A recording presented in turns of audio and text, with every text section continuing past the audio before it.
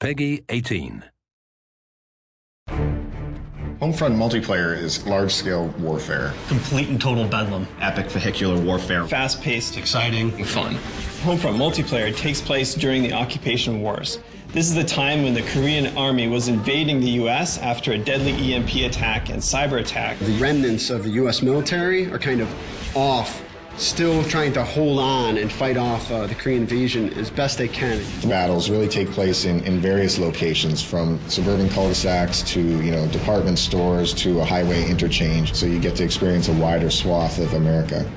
The multiplayer design goals really stems from wanting to build a large-scale warfare experience to really be the category leader in that audience. Make it accessible, make it intuitive, but most of all, make it a lot of fun. So you have infantry, you have drones, you have tanks, LAVs, helicopters, all those brought together in the battlefields. There's a lot of action going on. When you play Homefront, there's a tank rolling in, getting blown up, there's a helicopter overhead. We want to bring all those tools together into a really tight, cohesive package. What we're really trying to do is make the game play different than any FPS that you played before.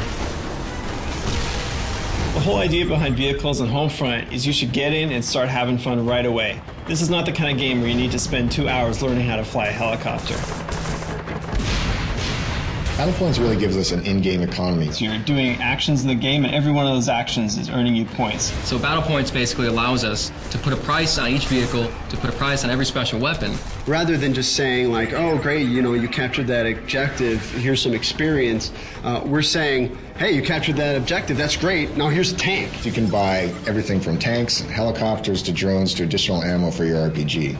The idea with Battlepoints is buy what you want when you want it.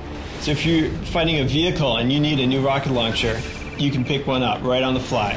The near future setting for Homefront gives us the ability to bring in some near future technology like drones. What drones add to the game is a lot of new and interesting types of ways to fight your enemy and to fight them without putting yourself at risk. I may spawn in the game initially and deploy my recon drone, and I start marking different targets.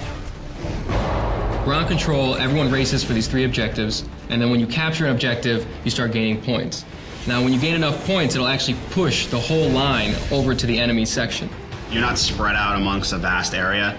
You feel the infantry-style combat, that intense battle for the objective points, as well as have the epic vehicular warfare reigning in.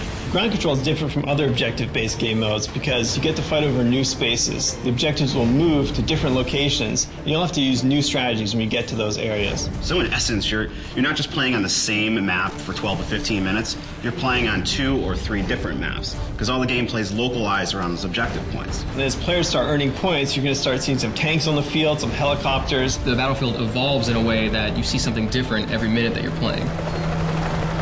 Homefront is doing dedicated servers. In console games, you can get up to 32 players. In PC, obviously, it's even more important to have dedicated servers. After Homefront ships, I'm probably going to kick back by playing Homefront and destroying noobs online. It's interesting, as a developer, you have pretty much like one day where you know a lot more than everyone else at the game. After that one day, you're getting your ass kicked like everyone else.